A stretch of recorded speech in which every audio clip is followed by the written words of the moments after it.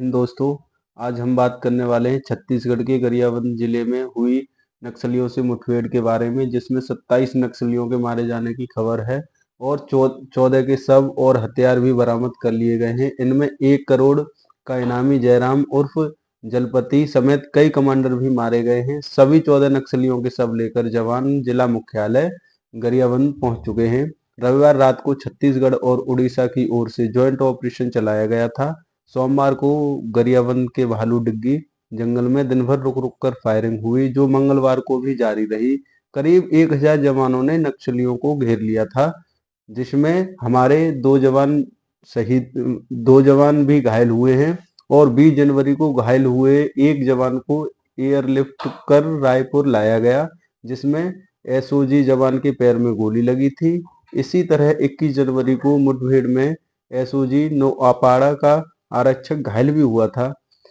जो भी घायल हुए जवानों को रायपुर लाया गया था। दोनों की हालत सामान्य है। मुठभेड़ में जवानों को मिली कामयाबी पर केंद्रीय गृह मंत्री ने अमित शाह ने कहा है कि देश में नक्सलवाद अपनी आखिरी सांसें गिन रहा है। छत्तीसगढ़ और उड़ीसा की ओर से ज्वाइंट ऑपरेशन चलाया गया था, जिसमें 10 टीमें एक साथ निकली थीं। 3 टीमें उड़ीसा से और 2 टीम छत्तीसगढ़ से और 5 सीआरपीएफ की टीम इसमें ऑपरेशन में शामिल थे। जवान क्षेत्र में सर्चिंग अभियान पर निकले थे, तभी नक्सलियों ने उन पर हमला कर दिया था, जिसमें 20 जनवरी को 3 आईईडी भी बरामद किए गए थे। बस्तर में ड्रोन का उपयोग मुठभेड़ के समय नहीं किया जा सका था, क्योंकि जंगल इतने ज्यादा घने थे कि कुछ भी दिखना संभव नहीं हो पा रहा था। ड्रोन कैमरे से देखकर नक्सलियों को मारने का यहाँ पहला प्रयोग किया गया था। जिन नक्सलियों के मारे जाने की खबर है वो सेंट्रल कमेटी के हैं। ये नक्सलियों के टॉप लीडर होते हैं।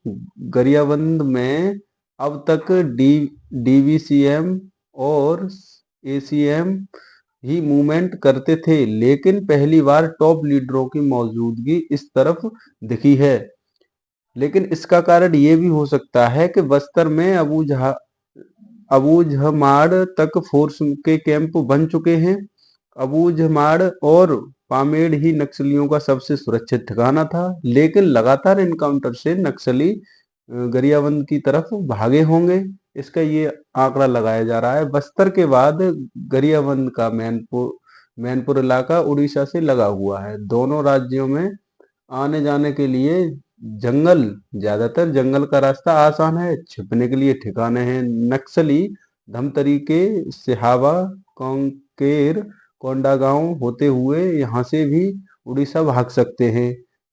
जिन नक्सलियों को मारे जाने की खबर आ रही है, जिसमें से जयराम रेड्डी वो AK-47 और SLR जैसी राइफल रखता था और उसकी सुरक्षा में करीब करीब 8 से 10 गार्ड हर समय तैनात रहते थे। सूत्रों की माने तो अबू झरमाड़ में लगातार हो रही मुठभेड़ के बाद कुछ महीने पहले ही इनका ठिकाना बदल दिया गया था और गरियाबंद उड़ीसा बॉर्डर पर चला गया था। यह नक्सल संगठन में फ्रंट लाइन का लीडर था। छत्तीसगढ़ तेलंगाना बॉर्डर पर 26 जनवरी को मुठभेड़ हुई थी, जिसमें 18 नक्सली मारे गए। इसमें SCM दामोदर भी मारा गया। दामोदर पर 50 लाख का इनाम घोषित किया गया था।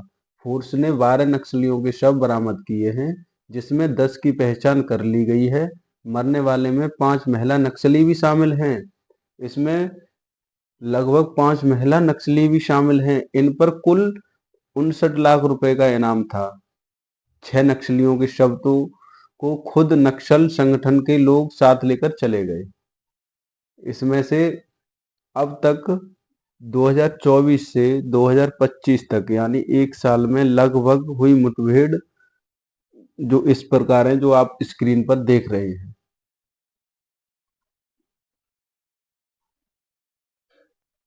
बस्तर में 3 जिलों की पुलिस फोर्स ने नक्सली कमांडर हिमड़ा के गढ़ में घुसकर हिमड़ा और देवा की टीम के 18 लड़ाकों का इनकाउंटर कर दिया है। हालांकि इस बार भी हिमड़ा और देवा पुलिस की गोलियों से बचकर निकल गए। सर्चिंग के दौरान शुक्रवार को जवानों को नक्सलियों का बंकर भी मिला है, जिसमें जमीन के अंदर ही करीब 10 फीट गहरा और 12 से 14 फीट चौड़ा कमरा बनाया गया था, इसके अंदर हथियार और बम बनाने वाली मशीन। या दोस्तों, हमारी वीडियो आपको पसंद आई हो तो वीडियो को लाइक तथा चैनल को सब्सक्राइब करना ना भूलें। जय हिंद।